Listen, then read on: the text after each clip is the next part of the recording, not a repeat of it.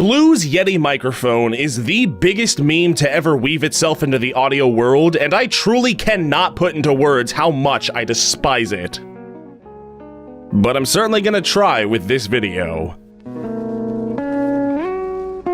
If you've been on the internet for any amount of time at all, chances are that you're at least somewhat familiar with these things. They're used by countless streamers, YouTubers, aspiring voiceover artists, casual consumers, and oh yeah, they're also one of, if not the worst microphones man has ever created. I know this is gonna be like mom telling you that Santa isn't real or dad's not coming back, but somebody needs to bring you into the realm of reality. So here's the truth. The Blue Yeti is a $100 stainless steel toy. Everything good you heard about it, forget it. They're lies born from hobbyists with no concept of quality.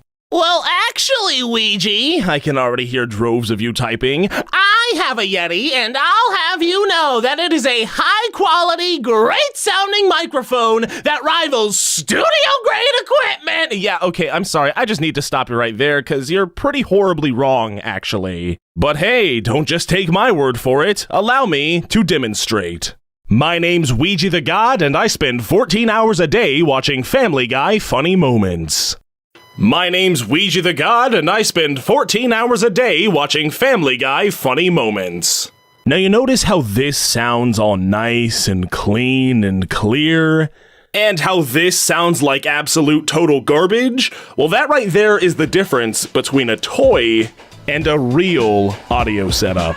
Now here's the thing that's really gonna blow your mind. This goes a whole lot deeper than just the Yeti specifically, as all USB microphones, yes, all of them, I'm gonna say it one more time because if you take anything away from this video, I want it to be this, all USB microphones are very, very bad.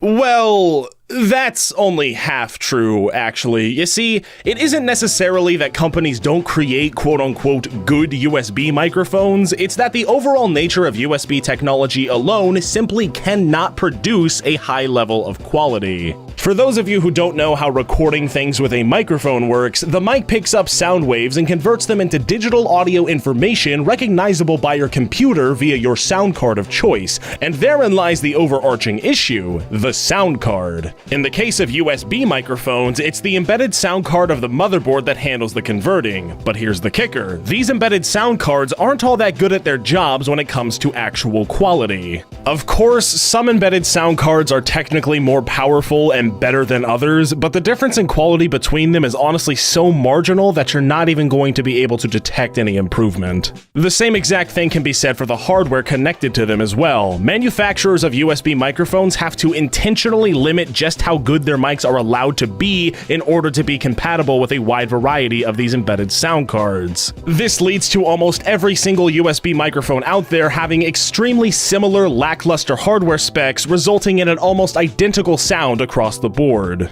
Believe it or not, that nice and shiny $100-y-do Yeti that every prosumer claims to be so amazing is actually more or less just a $50 snowball wrapped in a slightly flashier package at double the price. Even if you're a casual consumer who's only creating content or doing voiceovers as a fun hobby, the Yeti would still be a complete waste. There are so many other USB mics out there, such as the Blue Snowball or Radio Shack USB, that sound exactly the same but are a fraction of the Yeti's price, so there's absolutely zero reason to waste your money on this thing. So if the Blue Yeti is too technologically weak to be a viable studio mic and far too expensive to be a viable casual mic, then what is the target market for this thing?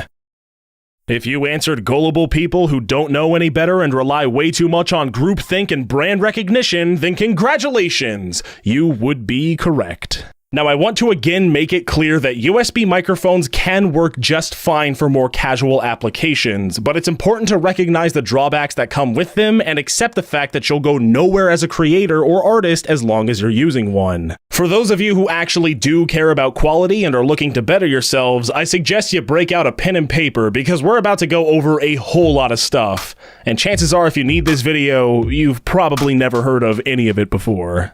There are 4 different key components to producing quality sound: microphone, interface, preamp, and your recording environment. Lack in a single one of these aspects, and you're not going to get very far. I know that everyone is probably scratching their heads at what exactly these things are, but let's first start off with the most fundamental thing there is when it comes to recording: the microphone. Virtually every mic you will ever see in a studio or on a stage is an XLR microphone, which get their name from the cables they use to plug into other things, the X-latching resilient connector. There is an ocean of variety when it comes to these microphones, but for the sake of time and convenience, I'll just be going over the three most commonly used types: dynamics, condensers, and ribbons. Dynamic microphones are the least sensitive, built to be durable, tend to be on the cheaper side, and find frequent use in stage, broadcast, and narration environments. Condenser microphones are very well balanced in terms of sensitivity, which generally results in a much more detailed sound, making them the go-to mics for studio settings and applications such as voiceover work and character acting.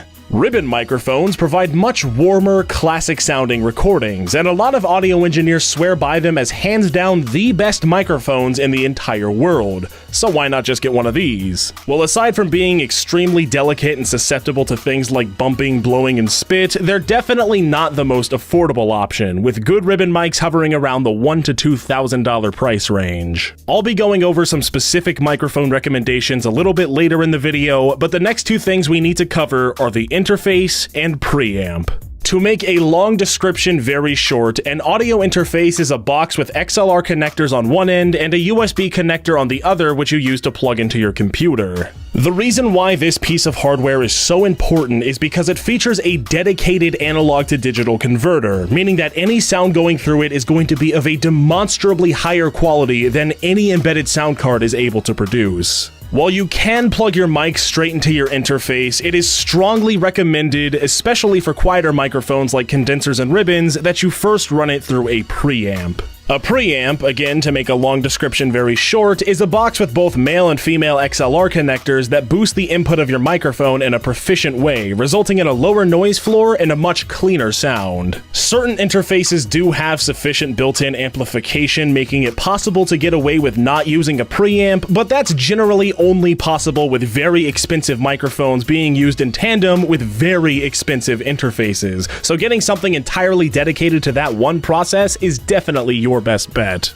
So you plug your microphone into your preamp into your interface, and your interface into your computer. Good job, you now have yourself a real audio setup. Except there's still one thing that a ton of people completely overlook and let ruin them: the recording environment. You got any background noise? Fans, computer, air conditioner, heater, lawn work, construction, mom yelling at you to do your homework? Well, go handle it. It's going to get picked up on your mic, and it's going to ruin your recording. Another massive component to this are echoes. They're bad. Shut your door and clap your hands. You hear any echoing? If so, handle that too. Go to Amazon, buy some RLX acoustic paneling, and cover your walls and ceiling. Pro tip, make sure to pay extra attention to covering any and all corners, because that's where sound waves like to bounce around and amplify the most. If you want to save some money, you can hang up things like big blankets and foam beds around your recording room instead, but it's gonna look like you live in a third world disaster relief shelter, so, I mean, that's kind of up to you. Also, if you don't have a carpet floor, you're really gonna want a carpet floor.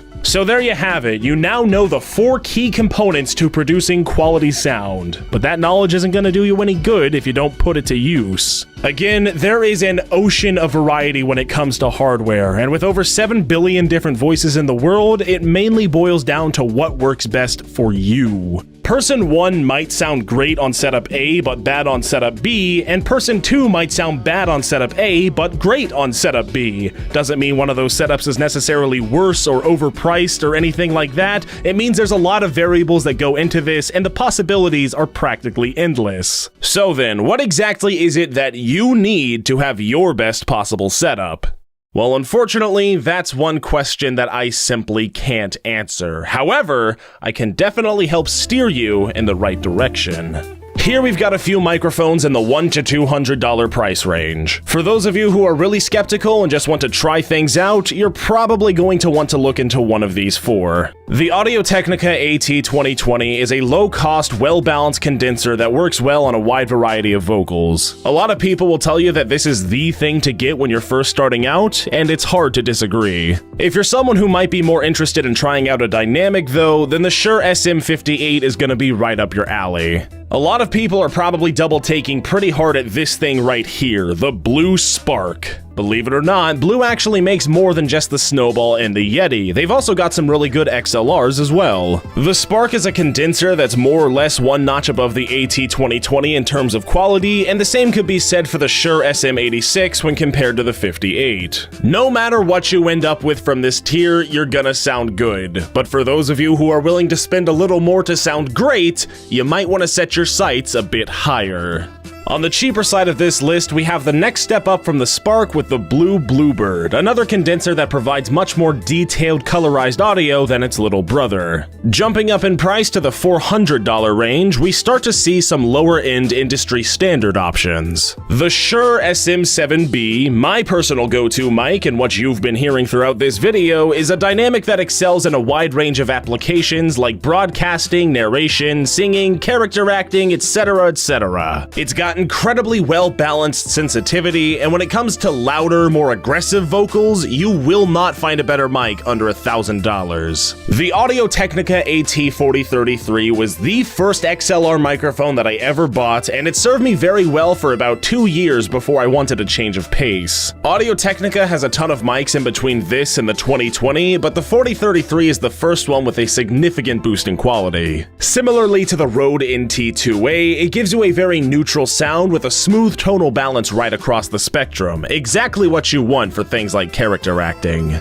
The Electro Voice RE20 is one of, if not the most popular broadcast mics out there. It actually has such a distinctively warm, rich, clear sound that it's advised not to be used as a character acting microphone. Everything else though, it's exceptionally good at. The list of microphones goes far beyond this level of price and quality, but unless you're some sort of professional audio engineer working on a big budget project, I promise you that any one of these recommendations is gonna do you just fine. A good preamp is unfortunately a very expensive thing, and you'll be needing around $400 to $500 to get one that's going to make a big difference. Because of this, a lot of people think they can just skip over getting a preamp altogether and go directly into their interface, but please, for the love of God, do not do this. The preamp is arguably the most crucial component to producing high-quality audio, and while the price tags may seem intimidating, there are some cheaper options that, while not necessarily incredible, are still going to improve your overall audio quality by a huge degree. The ArtTube MPV3, PreSonus Tube Pre-V2, and Cloudlifter CL1 are the best options when going for something cheaper. I used an MPV3 with my 4033 and it sounded great, and I'm currently using a Cloudlifter with my SM7B and it also sounds great. On the more expensive and better side of the scale, some great options would be the Cloudlifter ZI, the Golden Age Pre-73, the Art Digital MPA2, and the Focusrite ISA1, something that I actually just recently ordered on Amazon and can't wait to use. There's not a single definitive best option here, as they all colorize audio in their own unique ways, but they all do share one key similarity. They make your audio loud, clean, and clear. The interface is generally either going to be one of the cheaper parts of your setup or far and away the most expensive part of your setup.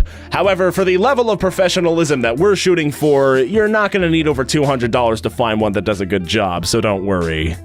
Some recommendations would be the Steinberg UR22 Mark II, the PreSonus AudioBox i2, the Focusrite Scarlett 2i2, the Focusrite Scarlett 2i4, the Line 6 UX2, and the Audient ID4. I can personally vouch for both the UX2 and the 2i4. The UX2 is the first interface I ever had, and the 2i4 is what I use for my current setup. Both work great. Similarly to preamps, all of these interfaces functionally do the same thing. It's how they specifically color and define the audio that you're really looking for.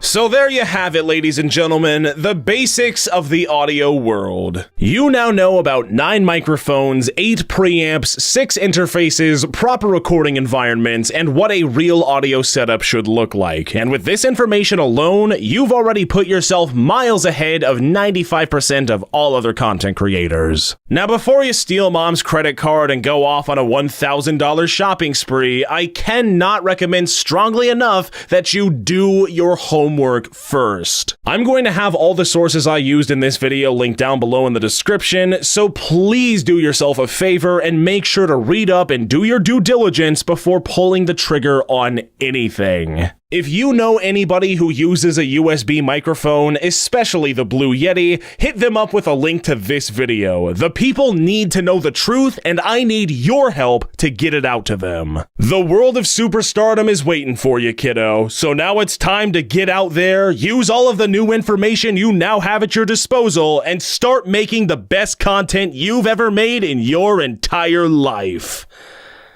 Now, if you'll excuse me, I'm off to go put in my daily 14 hours of Family Guy funny moments.